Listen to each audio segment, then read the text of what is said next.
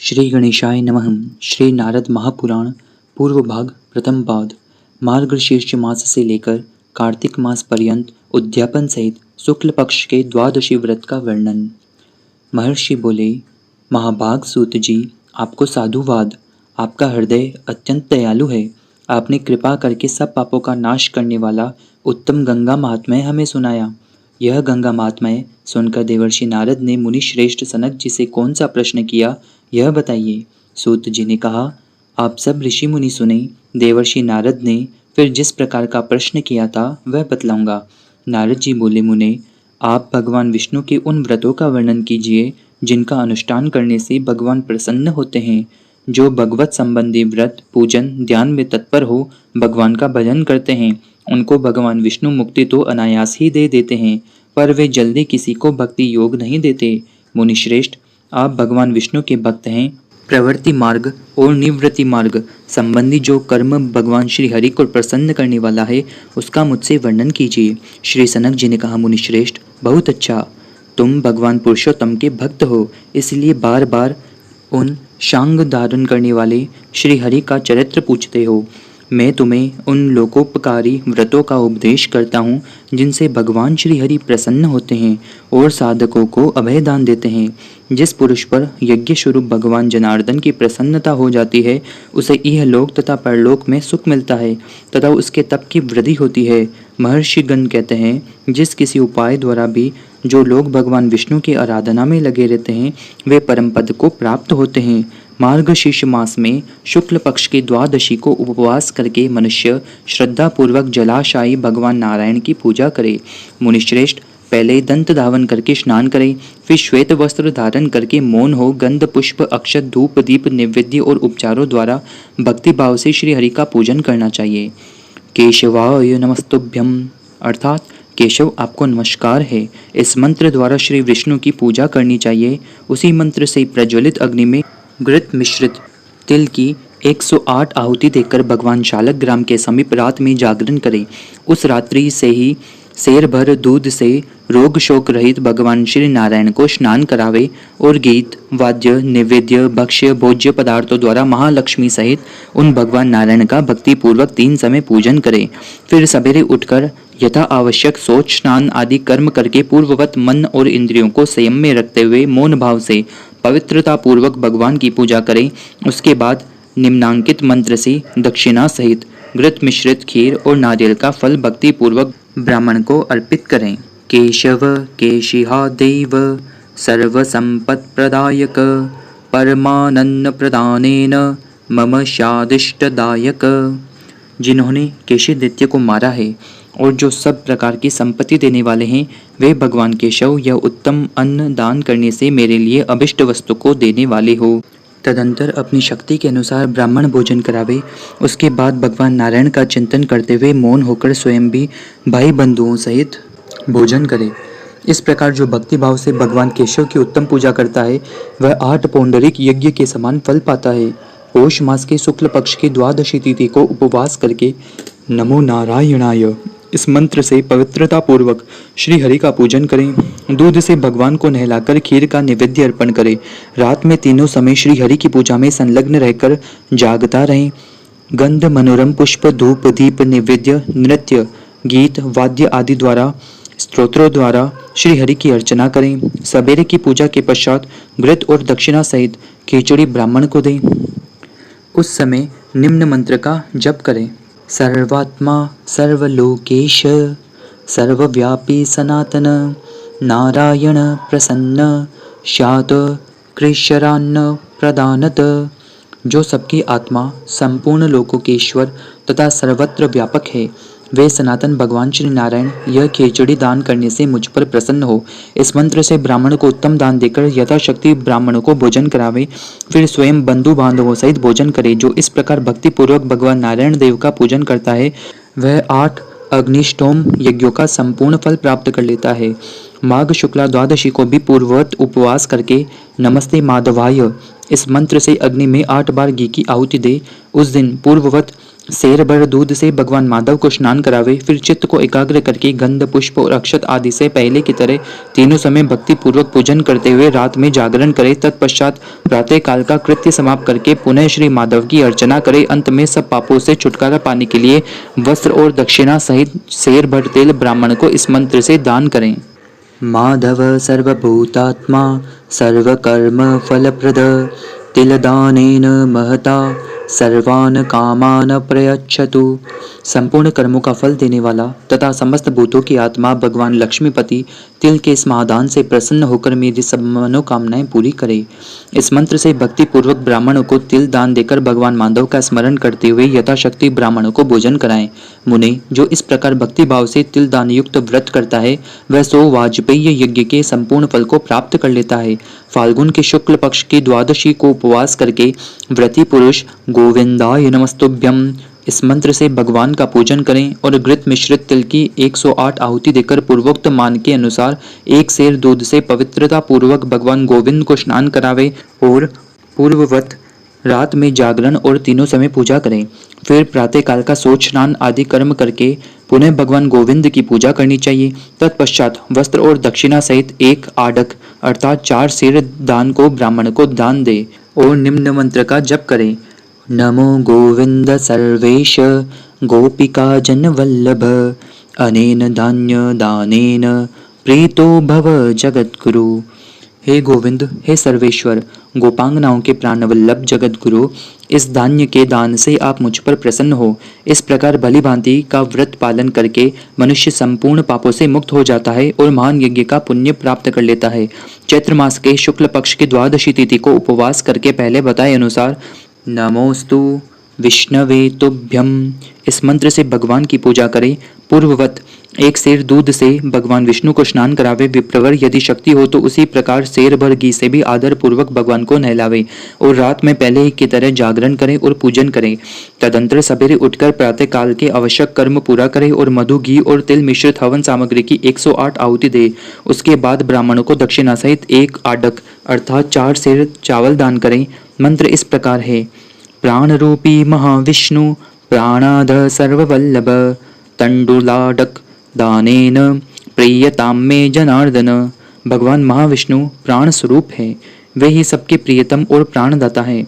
इस प्रकार एक आडक अर्थात 4 सेर चावल दान से वे भगवान जनार्दन मुझ पर प्रसन्न हो। इस प्रकार भक्ति भाव से व्रत का पालन करके मनुष्य सब पापों से मुक्त हो जाता है और अत्यग्निष्टोम यज्ञ के 8 गुना फल को प्राप्त करता है। वैशाख शुक्ला द्वादशी को उपवास करके भक्ति पूर्वक देवेश्वर मधुसूदन को द्रोण कलश परिमित दूध से स्नान करावें और रात में 3 समय पूजन करते हुए जागरण करें। मधुसूदन की विधि पूर्वक पूजा करें और नमस्ते मधुहंत्रे इस मंत्र से घी की 108 आहुति का होम करें। घी का उपयोग अपनी शक्ति के अनुसार करें। इससे पाप रहित होकर मनुष्य 8 अश्वमेघ यज्ञ का फल प्राप्त करता है। ज्येष्ठ मास की शुक्ल पक्ष की द्वादशी तिथि को उपवास करके एक आडक 4 सेर दूध से भगवान त्रिविक्रम को स्नान करावें और नमस्ते विक्रमाय इस मंत्र से भक्ति पूर्वक भगवान का पूजन करें। खीर की 108 आहुति देकर होम करें। फिर रात में जागरण करके भगवान की पूजा करें। फिर प्रातःकाल नित्य कर्म करके पूजन के पश्चात ब्राह्मण को दक्षिणा सहित 20 पुआ दान करें। दान का मंत्र इस प्रकार है। देव देव जगन्नाथ प्रसिद्ध परमेश्वर उपायनम च संगृह ममाभीष्ट प्रदो भव। देव देव जगन्नाथ परमेश्वर, आप मुझ पर प्रसन्न होइए, यह भेंट ग्रहण करके मेरे अभिष्ट की सिद्धि कीजिए। तत्पश्चात यथाशक्ति ब्राह्मणों को भोजन करावें और उसके बाद स्वयं भी मौन होकर भोजन करें। ब्राह्मण जो इस प्रकार भगवान त्रिविक्रमा का व्रत करता है वो निष्पाप हो 8 यज्ञों का फल प्राप्त करता है। आषाढ़ शुक्ला द्वादशी को उपवास व्रत करने वाला जितेंद्रिय पुरुष पूर्ववत 4 सेर दूध से वामन जी को स्नान करावे। नमस्ते वामनाय इस मंत्र से दुर्वा और घी की 108 आहुति देकर रात में जागरण और वामन जी का पूजन करें। दक्षिणा सहित दही अन्न और नारियल का फल वामन जी की पूजा करने वाले ब्राह्मण को भक्ति पूर्वक अर्पण करें। अर्पण मंत्र इस प्रकार है। वामनो बुद्धिदो होता द्रव्यस्तो वामन सदा वामनस्तारको अस्माच्च वामनाय नमो नमः। वामन बुद्धिदाता है, वे ही होता है। और द्रव्य में भी सदा वामन जी ही स्थित है। वामन जी इस संसार सागर से तारने वाले हैं। वामन जी को बार बार नमस्कार है। इस मंत्र से दही अन्न का दान करके यथाशक्ति ब्राह्मणों को भोजन करावें। ऐसा करके मनुष्य 100 अग्निष्टोम यज्ञों का फल प्राप्त कर लेता है। श्रावण मास के शुक्ल पक्ष की द्वादशी तिथि को उपवास करके व्रती मधु मिश्रित दूध से भगवान श्रीधर को स्नान करावे और नमो अस्तु श्रीधराय इस मंत्र से गंध पुष्प धूप दीप और अन्य सामग्रियों द्वारा पूजन करें। मुने तत्पश्चात दही मिले हुए घी से 108 आहुति दे। फिर रात में जागरण करके पूजा की व्यवस्था करें और ब्राह्मणों को उत्तम 1 आढ़क अर्थात 4 सेर दूध दान करें। विप्रवर साथ ही संपूर्ण कामनाओं की सिद्धि के लिए वस्त्र और दक्षिणा सहित सोने के 2 कुंडल भी निम्नांकित मंत्र से अर्पण करें। क्षीराब्धि शायन देवेश रमाकांत जगतपते क्षीरदानेन सुप्रीतो भव सर्व सुखप्रद। क्षीर सागर में शयन करने वाले देवेश्वर लक्ष्मीकांत जगतपते इस दुग्ध दान से आप अत्यंत प्रसन्न हो और संपूर्ण सुख के दाता होइए। ब्राह्मण भोजन सुख देने वाला है, इसलिए व्रती पुरुष यथाशक्ति भोजन करावे। ऐसा करने से 1000 अश्वमेघ यज्ञ का फल प्राप्त होता है। भाद्रपद मास के शुक्ल पक्ष की द्वादशी तिथि को उपवास करके 1 द्रोण अर्थात कलश दूध से जगत गुरु भगवान ऋषिकेश को स्नान करावें और ऋषिकेश नमस्तुभ्यम इस मंत्र से भगवान विष्णु का पूजन करें। फिर मधु मिश्रित चरु से 108 आहुति दे। फिर पूर्ववत जागरण आदि कार्य संपन्न करके आत्मज्ञानी ब्राह्मण को 1.5 आदक अर्थात 6 सेर गेहूं यथाशक्ति सुवर्ण की दक्षिणा दे। मंत्र इस प्रकार है। ऋषिकेश नमस्तुभ्यम सर्वलोके हेतवे मयम सर्वसुखम देहि गोधूमस्य प्रदानत। इंद्रियों के स्वामी भगवान ऋषिकेश, आप संपूर्ण लोकों की एकमात्र कारण हैं। आपको नमस्कार है। इस गोधूम दान से प्रसन्न होइए और मुझ पर कृपा कीजिए और सुख प्रदान कीजिए। तत्पश्चात यथाशक्ति ब्राह्मणों को भोजन कराकर स्वयं भी मौन होकर भोजन करें। ऐसा करने वाला पुरुष सब पापों से मुक्त हो महान यज्ञ का फल पाता है। आश्विन मास की शुक्ला द्वादशी को उपवास करके पवित्र होकर भक्ति पूर्वक भगवान पद्मनाभ को दूध से स्नान करावे। फिर नमस्ते पद्मनाभाय इस मंत्र से यथाशक्ति तिल चावल जौ और व्रत द्वारा होम और विधि पूर्वक पूजन करें। रात के जागरण का कार्य संपन्न करके पुनः पूजन करें और ब्राह्मणों को दक्षिणा सहित 1 पाव मधु दान करें। मंत्र इस प्रकार है। पद्मनाभ नमस्तुभ्यं सर्वलोक पितामह मधुदानेन सुप्रीतो भव सर्व सुखप्रद। संपूर्ण लोकों के पितामह पद्मनाभ, आपको नमस्कार है। इस मधुदान से अत्यंत प्रसन्न होइए और हमें सुख प्रदान करें। जो उत्तम बुद्धि वाला पुरुष इस प्रकार भक्ति भाव से पद्मनाभ का व्रत करता है, उसे निश्चय ही 1000 महान यज्ञों का फल प्राप्त होता है। कार्तिक शुक्ला द्वादशी को उपवास करके जितेंद्रिय पुरुष 1 आढ़क 4 सेर दूध दही अथवा उतने ही घी से भक्ति पूर्वक भगवान दामोदर को स्नान करावे। स्नान कराने का मंत्र इस प्रकार है। ओम नमो दामोदराय उसी से मधु और घी मिलाए हुए तिल की 108 आहुति दे। फिर संयम नियम पूर्वक तीनों समय श्री हरि की पूजा में तत्पर हो। रात में जागरण करे और प्रातःकाल आवश्यक कृत्यों से निवृत्त हो मनोरम कमल के फूलों द्वारा भगवान श्री विष्णु की पूजा करे। उसके बाद घृत मिश्रित तिलों द्वारा पुनः 108 आहुति दे और 5 प्रकार के भक्ष्य पदार्थों से युक्त अन्न ब्राह्मण को भक्ति पूर्वक दान दे। मंत्र इस प्रकार है। दामोदर जगन्नाथ सर्व कारण कारण त्राहि मां कृपया देव शरणागत पालक। दामोदर जगन्नाथ, आप समस्त कारणों के कारण हैं। शरणागतों की रक्षा करने वाले देव, कृपया मेरी रक्षा कीजिए। इस प्रकार कुटुंब युक्त क्षत्रिय ब्राह्मण को दान और दक्षिणा देकर ब्राह्मणों को भोजन करावे। इस प्रकार व्रत का विधि पूर्वक पालन करें और अपने बंधुजनों के साथ स्वयं भी भोजन करें। इससे वह 2000 अश्वमेघ यज्ञ का फल प्राप्त करते हैं। मुनिश्रेष्ठ, इस प्रकार व्रत का पालन करने वाला जो पुरुष उत्तम द्वादशी व्रत का 1 वर्ष तक पूर्वोक्त विधि से अनुष्ठान करता है, वह परम पद को प्राप्त होता है। जो 1 मास या 2 मास में भक्ति पूर्वक उक्त व्रत का पालन करता है, वह उस महीने के बताए हुए फल को प्राप्त करता है और श्री हरि के परम पद को प्राप्त हो जाता है। मुनीश्वर, व्रती पुरुष को चाहिए कि वह 1 वर्ष पूरा करके मार्गशीर्ष मास के शुक्ल पक्ष में द्वादशी तिथि को व्रत का उद्यापन करें। प्रातःकाल शौच आदि से निवृत्त हो दंत धावन और स्नान करके नित्य कृत्य करें। फिर श्वेत वस्त्र और श्वेत पुष्पों की माला धारण करें।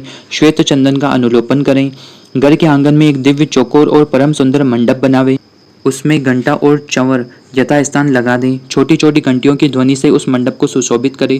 फूलों की मालाओं से उसको सजावे। ऊपर से चंदोवा लगा दे और फिर ध्वजा पातका से भी उस मंडप को विभूषित करे। वह मंडप श्वेत वस्त्र से आच्छादित तथा दीप मालाओं से आच्छादित होना चाहिए। उसके मध्य भाग में सर्वतोभद्र मंडल बनाकर उसे विविध रंगों से भलीभांति अलंकृत करे।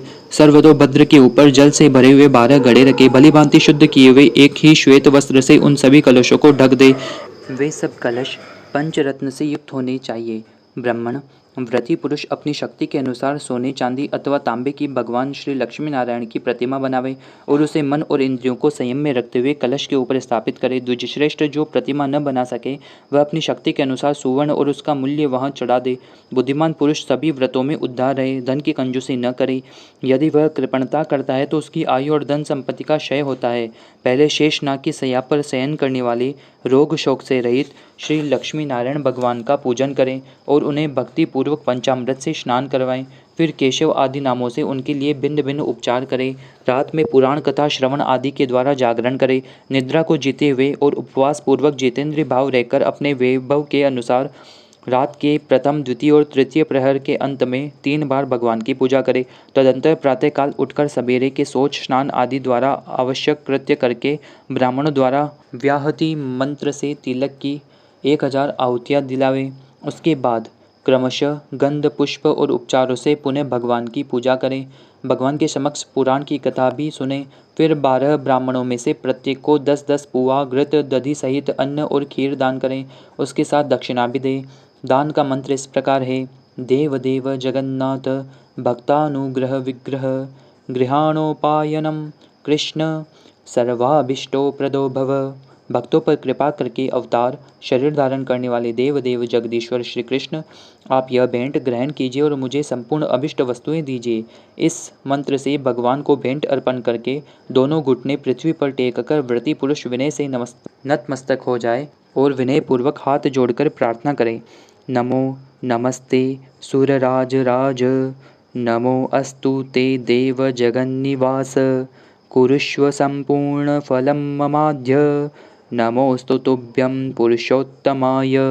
देवताओं के राजाधिराज आपको नमस्कार है। संपूर्ण जगत के निवास स्थान नारायण देव आपको नमस्कार है। आज मेरे इस व्रत को संपूर्ण सफल बनाइए। आप पुरुषोत्तम को नमस्कार है। इस प्रकार ब्राह्मणों तथा भगवान पुरुषोत्तम से प्रार्थना करें। तत्पश्चात महालक्ष्मी सहित भगवान विष्णु को निम्नलिखित मंत्र से अर्घ्य दे। लक्ष्मीपते नमस्तुभ्यं क्षीरार्णव निवासिने, अर्घ्यं गृहाण देवेश लक्ष्मया च सहित प्रभो, यस्य स्मृत्या च नामोक्त्या तपोयज्ञक्रियादिषु न्यूनं संपूर्णतां याति, सद्यो वंदे तमुच्यतम। लक्ष्मीपति क्षीर सागर में निवास करने वाले आपको नमस्कार है। देवेश्वर प्रभु, आप लक्ष्मी जी के साथ यह अर्घ्य स्वीकार करें। जिनके स्मरण और नामोच्चारण करने से तप और यज्ञ कर्म आदि में जो त्रुटि रह गई है उसकी पूर्ति हो जाती है, उन भगवान विष्णु को मैं नतमस्तक होकर झुकता हूँ। इस प्रकार देवेश्वर भगवान विष्णु से वह सब कुछ निवेदन करके संयमशील व्रती पुरुष दक्षिणा सहित प्रतिमा आचार्य को समर्पित करें। उसके बाद ब्राह्मणों को भोजन करावें और यथाशक्ति दक्षिणा दे। फिर स्वयं भी बंधुजनों के साथ मौन होकर भोजन करें। फिर सायंकाल तक विद्वानों के साथ बैठकर भगवान विष्णु की कथा सुने। नारद जी, जो मनुष्य इस प्रकार द्वादशी व्रत करता है वह इहलोक तथा परलोक में संपूर्ण कामनाओं को प्राप्त कर लेता है। वह सब पापों से मुक्त हो अपनी 21 पीढ़ियों के साथ भगवान विष्णु के धाम में जाता है, जहाँ जाकर कोई शोक का सामना नहीं करता। ब्राह्मण जो इस उत्तम द्वादशी व्रत को पढ़ता है या सुनता है वह मनुष्य वाजपेय यज्ञ का फल पाता है। श्री नारद महापुराण की जय।